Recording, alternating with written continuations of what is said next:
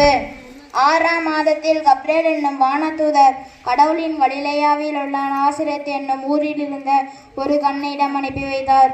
அவர் தாவீது குடும்பத்தினராகிய யோசேப்பு என்னும் பெயருடைய ஒருவருக்கு மனம் ஒப்பந்தமானவர். அவர் பெயர் மரியா. வானதூதர் மரியாவிற்கு தோன்றி, அருள்மிக பெற்றவரே வாழ்க, ஆண்டவர் உம்மோடு இருக்கிறார் என்றார். இவ்வாழ்த்துக்களை கேட்டு அவர் கலங்கி இவ்வாழ்த்து எத்தகையற்றதோ என்று எண்ணிக்கொண்டிருந்தார். வானதூதர் அவரை பார்த்து, மரியா, அஞ்ச வேண்டாம், கடவுளின் அருளை கண்டடைந்துள்ளீர். இதோ கருவுற்று ஒரு மகனை பெற்றெடுப்பீர். அவருக்கு இயேசு என பெயரிடுவீர். அவர் பெரியவராயிருப்பார். உன்னத கடவுளின் மகன் எனப்படுவார். அவரது தந்தை தாவீதின் அரியணையில் ஆண்டவராகிய கடவுள் அவருக்கு அளிப்பார்.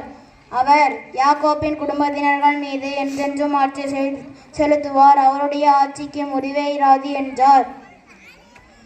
அதற்கு மரியா, இது எப்படி நிகழும்? நான் கன்னியாயிற்று என்றார். வானதூதர் அவரிடம், தூய ஆவி உன்மேல் வரும், உன்னத கடவுளின் வல்லமை உன்மேல் நிழலிடும். ஆதலால் உம்மிடம் பிறக்கப் போகும் குழந்தை தூயது. அக்குழந்தை இறைமகன் எனப்படும். உறவினராகிய எலிசபெத்தும் தம் முதிர்ந்த வயதில் ஒரு மகனை கருத்தெடுத்திருக்கிறார். கருவில்லாதவர் என்று சொல்லப்பட்ட அவருக்கு இது 6ஆம் மாதம், ஏனெனில் கடவுளால் முடியாதது ஒன்றுமில்லை என்றார். பின்னர் மரியா வானதூதரிடம், நான் ஆண்டவரின் அடிமை, உம் சொற்படியே எனக்கு நிகழட்டும் என்றார். அப்பொழுது வானதூதர் அவரை விட்டு அகன்றார். மரியா எலிசபெத்தை சந்தித்தாள். அதன் பின் மரியா புறப்பட்டு யூதேயா மலைநாட்டில் உள்ள ஒரு ஊருக்கு விரைந்து சென்றார். அவர் செக்கரியாவின் வீட்டை அடைந்து எலிசபெத்தை வாழ்த்தினார். மரியாவின் வாழ்த்தை எலிசபெத் கேட்டபொழுது அவர் வயிற்றில் இருந்த குழந்தை மகிழ்ச்சியால் துள்ளிற்று. எலிசபெத் தூய ஆவியால் முற்றிலும் ஆட்கொள்ளப்பட்டார். அப்போது அவர் உரத்த குரலில், பெண்களுள் நீர் ஆசீர் பெற்றவர், உம் வயிற்றில் வளரும் குழந்தையும் ஆசீர் பெற்றது.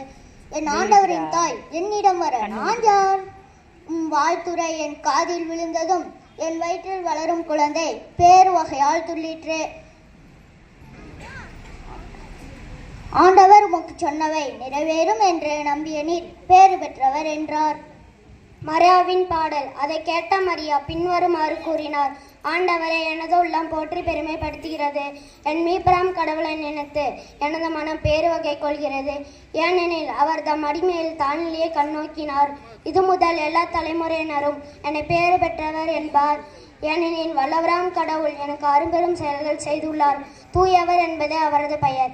அவருக்கு அஞ்சு நடப்போருக்கு தலைமுறை தலைமுறையாய் அவர் இரக்கம் காட்டி வருகிறார். அவர் தம் தோல் வலிமையை காட்டியுள்ளார். உள்ளத்தில் சேர்த்துக்குடன் சிந்தி போரை சிதறடித்து வருவார். வலியோரை அரியணையில் என்று தூக்கி எறிந்தார்.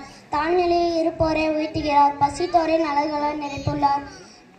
செல்வரை வெறுங்கையால் அனுப்பிவிடுகிறார். மூதாரிக்கு உரைத்தபடியே அவர் ஆபிரகாமையும் அவர் தம் வழி மரபினரையும் என்றென்றும் இரக்கத்தோடு நினைவில் கொண்டுள்ளார்.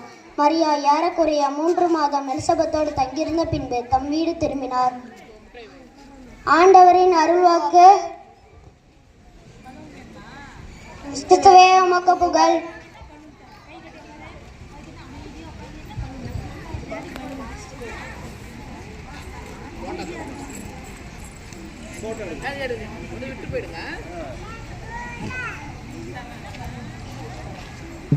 Joy to the world, the Lord is come.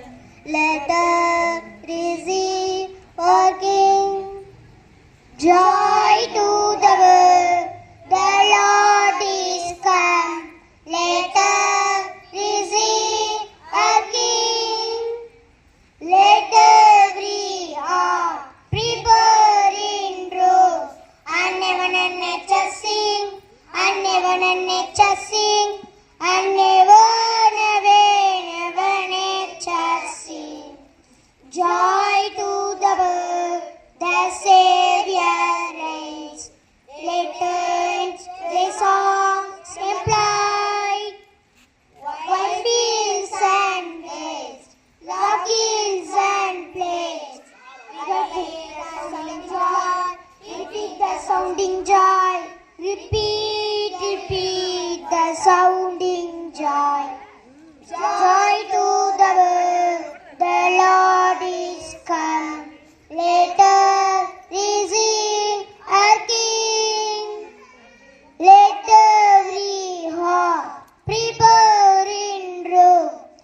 never nature sing, I never nature sing, I never nature sing.